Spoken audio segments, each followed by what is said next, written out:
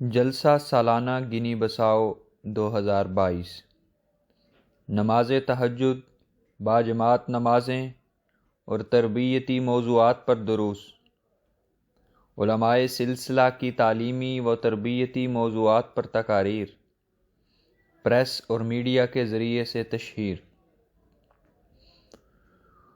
اللہ تعالیٰ کے فضل و کرم سے جماعت احمدیہ گنی بساؤ کا جلسہ سالانہ حضور انور ایدہ اللہ تعالی بنصرہ العزیز کی ازراہ شفقت اجازت کے ساتھ مورخہ 23 دسمبر بروز جمعۃ المبارک تا 25 دسمبر بروز اتوار 2022 منعقد ہوا۔ ملک کے دور دراز علاقوں سے جلسہ سالانہ کے مہمانوں کی آمد کا سلسلہ مورخہ 19 دسمبر سے شروع ہو چکا تھا، جبکہ جلسہ سالانہ کی تیاری اور وقار عمل کا سلسلہ 1 ماہ پہلے شروع ہو گیا تھا، جس میں تمام ذیلی تنظیموں نے بڑھ چڑھ کر حصہ لیا۔ الحمدللہ جلسہ سالانہ کے تینوں روز اجتماعی نماز تہجد کا انعقاد کیا گیا، نیز نماز فجر کے بعد درس قرآن کریم کا بھی اہتمام کیا گیا۔ جلسہ سالانہ کا پہلا روز۔ جلسہ سالانہ کے پہلے روز کا آغاز نماز تہجد اور نماز فجر کے بعد درس سے کیا گیا۔ درس میں نماز باجماعت کے فوائد سمجھائے گئے۔ جلسے کی کارروائی کا آغاز حضور انور ایدہ اللہ تعالی بنصرہ العزیز کے خطبہ جمعہ سے ہوا، جس کا شرکاء کے فائدے کے لیے کریول زبان میں ترجمہ بھی کیا گیا۔ دوپہر 2 بجے نماز جمعہ خاکسار مشنری انچارج جماعت گنی بساؤ نے پڑھایا۔ جمعے کی نماز کے بعد دوپہر کے کھانے کا وقفہ ہوا۔ جلسہ سالانہ کا باقاعدہ افتتاح پرچم کشائی کی تقریب سے تقریباً 4:30 بجے ہوا، جس میں لوائے احمدیت اور قومی پرچم لہرایا گیا اور دعا کی گئی۔ بعد ازاں جماعتی اور ہیومینٹی فرسٹ کی نمائش کا افتتاح کیا گیا۔ جلسہ سالانہ میں ملک بھر سے مختلف اہم شخصیات شامل ہوئیں۔ نمائندہ ministry of justice, incharge of central guard, director of prison, director of بافاتا prison, second in command free sector, نمائندہ منسٹری آف فائنانس، مختلف علاقوں کے امام، کرسچن مذہب کے پادری، مختلف علاقوں کے چیف۔ پہلے جلسے کا آغاز تلاوت قرآن کریم اور قصیدہ سے ہوا، جس کے بعد مختلف معزز مہمانوں کو اپنے تاثرات بیان کرنے کا موقع دیا گیا۔ بعد ازاں خاکسار مشنری انچارج نے جلسے کی افتتاحی تقریر کی، جس میں حضرت مسیح موعود علیہ الصلاۃ والسلام کے ارشادات کی روشنی میں جلسہ سالانہ کی اہمیت و برکات کے متعلق گزارشات کیں۔ دعا کے ساتھ اس اجلاس کی کارروائی کا اختتام ہوا۔ اجلاس کے بعد نماز مغرب و عشاء ادا کی گئیں، پھر مجلس سوال و جواب کا انعقاد ہوا، جو رات 10 بجے تک جاری رہا، جس کے بعد تمام مہمانوں کی خدمت میں عشائیہ پیش کیا گیا۔ جلسہ سالانہ کا دوسرا روز۔ جلسہ سالانہ کے دوسرے روز کا آغاز بھی نماز تہجد اور نماز فجر کے بعد درس قرآن کریم سے کیا گیا۔ جلسہ سالانہ کا دوسرا اجلاس صبح 10 بجے شروع ہوا۔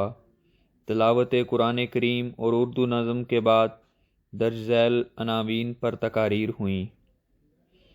مسیح و مہدی کی آمد، خلیفہ خدا بناتا ہے، مالی قربانی کی برکات۔ پھر نماز ظہر و عصر ادا کی گئیں، جس کے بعد وقفہ برائے طعام ہوا۔